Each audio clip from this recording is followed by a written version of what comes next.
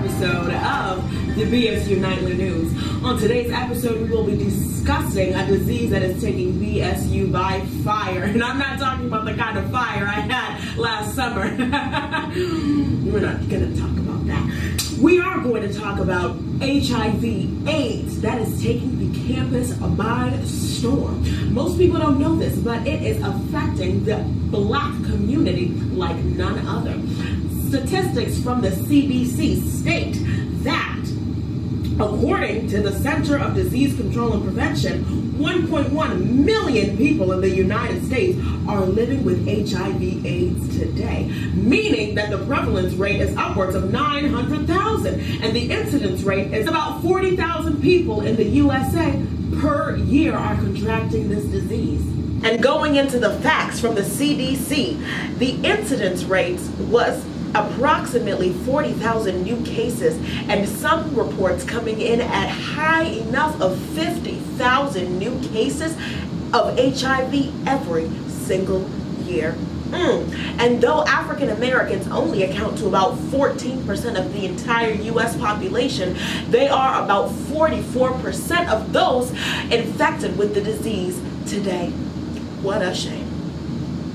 However, there is a positive note to this. The number of HIV diagnoses among African American women has fallen by 42%, though it is still high compared to that of other races and ethnicities.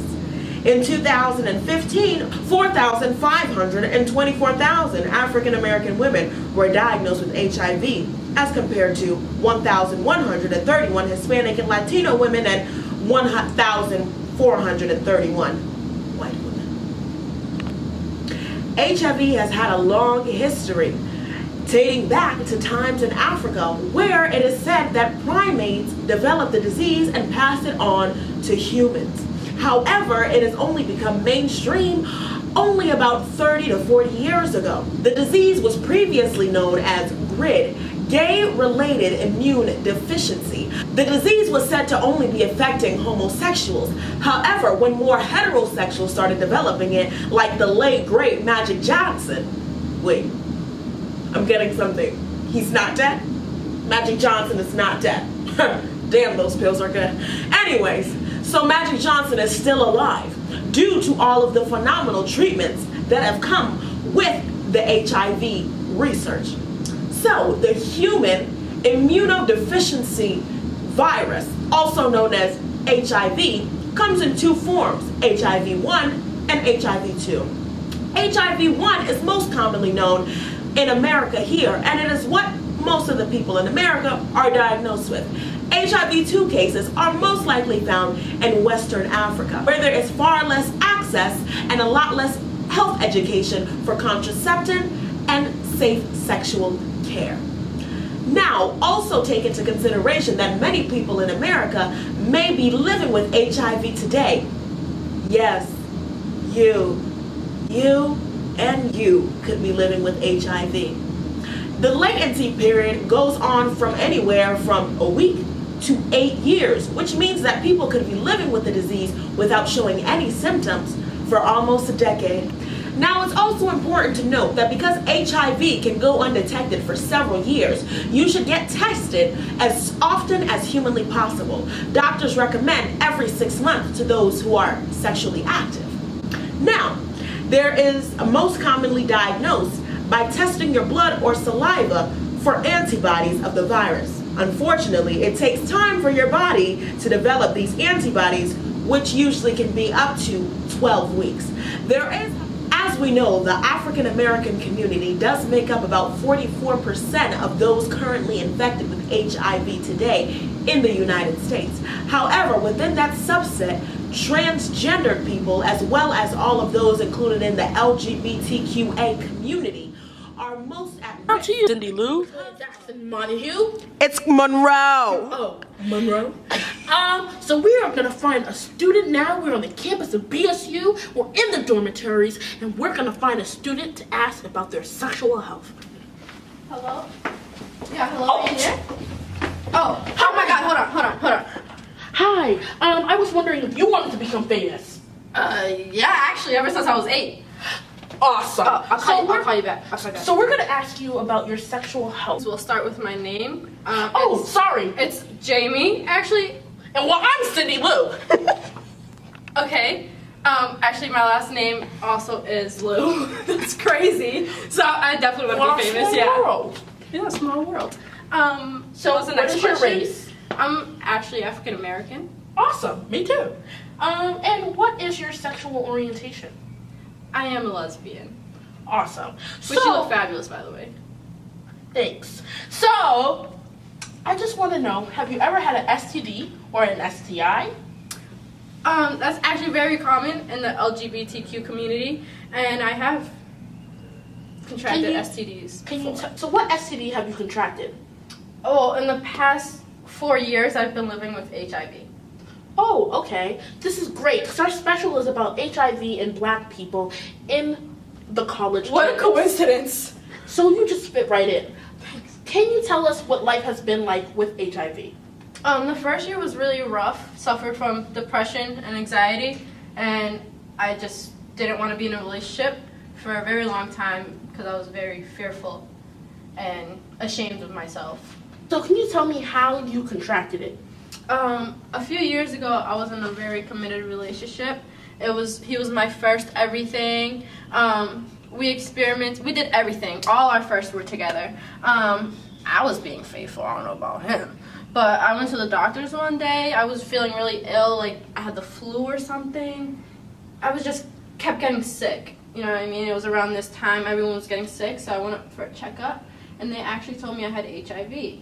So that's what happened there. See, I feel like it's a common misconception that people contract AIDS from sexual promiscuity. However, that's a misconception. Back to you, LaToya Jackson Montague. Yes, Cindy, we are back. As you just saw, living with HIV is absolutely possible. There are several treatments out on the market today that allow those infected to live happy, healthy, and full lives, just as we saw with the other Lou at BSU's campus today. Another thing to consider is the fact that many government agencies, such as the Ryan White HIV and AIDS program, which provides a comprehensive system of care that includes primary medical care and essential support services for people living with HIV today. There are many outlets out there that allow you to still remain happy and healthy. And just as previously stated, the disease is incurable. So those who think that HIV killed you will be in for a treat. It's actually more common to die from the common cold with those infected by HIV than it actually is to die from the AIDS. The lack of properly working white blood cells that are usually able to fight off diseases are no longer able to work because of the HIV. When healthy T cells reach a level low enough as 200 per volume of blood, this means that you have reached the level of having AIDS. Now, what AIDS means is the natural ability of the helper T cells to fight off infections are no longer there. When the healthy helper T cells are no longer able to work efficiently, that is when people succumb to the disease of AIDS. However, it takes many years before people actually reach this point, and now we're going to throw it back to Cindy Lou, who is on the streets of BSU trolling for positives. Excuse me, miss. Is everything all right? No. What's going on? I got the results that I'm positive for HIV. I'm so sorry. Did they tell you any information about it? They were like asking me like how I got it and stuff, and I don't know, like when I was younger, like maybe like a year or two ago, like me and my friends would do stupid stuff, like we'd pop it in our hand, and it just, I didn't think it would catch up to me. This is real, folks. This is live on the scene of Bridgewater State University. This is Cindy Lou, and I am back with the BSU Nightly News on MLK 7. We are with Tasha Brown. And Tasha, can you please explain to us what your demographic is? I'm Trinidadian. Were you born and raised here, or did you move over recently? I moved over like 5 years ago. Okay. And what is your age? I'm 20. Can you expand on your sexual orientation?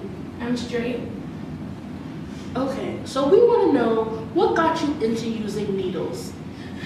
It was just like a thing for fun. I was young and dumb. I was like 17. My friends would go to parties and I was just indulging in social activities, and I got ahead of myself. Do you know about HIV? Anything about that?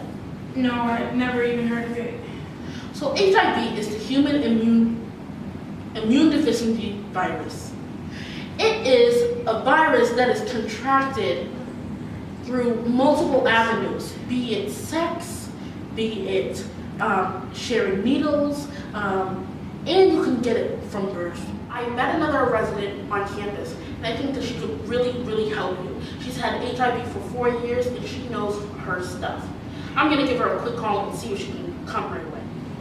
Jamie, thanks again for joining us on set. Can you tell us how you get by your daily life? Maybe this will reassure Tasha. Alright, well, every day is a struggle, especially in the beginning. Please speak into the mic, miss. Every day is a struggle, especially in the beginning, but it will get better. I wake up every morning, I look in the mirror, I give myself a motivational speech, and then I take my Vicodin. And what kind of medicine is the Vicodin? It's an integrase inhibitor. It doesn't cure HIV, but it definitely helps living with it. Awesome. There's a numerous amount of drugs that can have you living an everyday life. For those who don't know, an integrase inhibitor, these drugs work by disabling integrase, a protein that HIV uses to insert its genetic material into CD4 cells. There are other drugs such as entry or fusion inhibitors, or protease inhibitors, or nucleoside, or non-nucleoside reverse transcriptase inhibitors. However, we're not going to go into those today, folks. The LGBTQIA community, where transgender Black women are at a staggering proportionate rate of risk for HIV, with as many as 1 in 3 in some studies diagnosed with HIV. And only 21% of Black Americans have suppressed viral load, the key health marker of HIV treatment. So what we need to discover is the epidemiological view of why HIV is affecting the African American or Black community at such a staggering rate. So we're going to pan back over to Latasha Jackson Montague for more information. It's Monroe. All right, Cindy. That girl just cannot say my name for nothing. It's Monroe, but we're not going to discuss that. We're going to get into the epidemiological view. The epidemiological view, which discusses access versus incidence. So basically, incidence is the amount of new cases that are coming into the population. However, this incidence rate is directly in correlation to access. See, the fact of the matter is, many people in the African American community in America live in areas where they do not have equal access to free health care and STD screenings as in other more affluent communities.